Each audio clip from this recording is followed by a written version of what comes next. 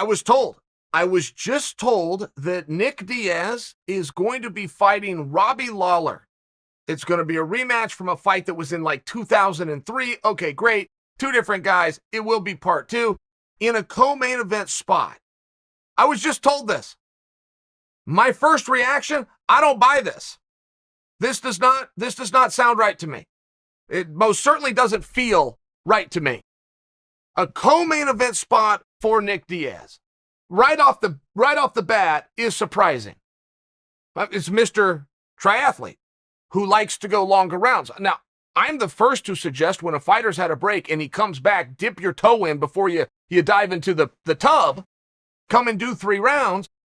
But I also know Nick's mindset, and that isn't it. So it surprises me. I'm just telling you right now. I also don't know what they would be fighting about. I don't know why we're here.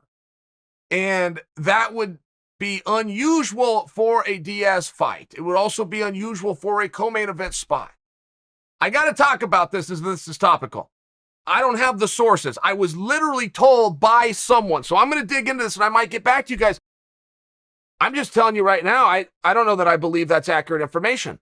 There's some stuff there that appears to be missing. And what would they be fighting for? What would it be about? I understood Nick versus Chimaev, right? Dana talked about that. Here's the direction that we're going. I see that we didn't get there. But I understood that full well. If Nick's coming back, that's the foray to do it.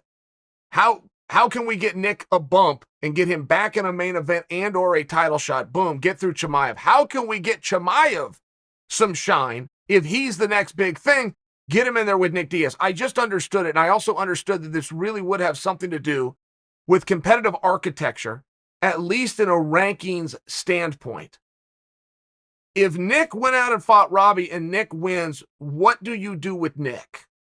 And I understand we can just do this again, go find another Robbie, another non-meaningful fight that has nothing to do with the rankings, that drives nobody closer to a main event or a championship fight. That would be rare. It's generally not what the UFC does. But you could. Let me ask you the same question. What happens with Robbie if he beats Nick? And you're stuck with the same answer. Oh, yes, of course you can make a fight, and of course you could bring him back, and of course it's not going to be a championship fight or a contenders fight because nothing like that was on the line. But again, that would not be in line policy-wise with the direction that the organization usually goes. So I'm light on the idea. I'm light on it. I don't know that I believe that's going to happen.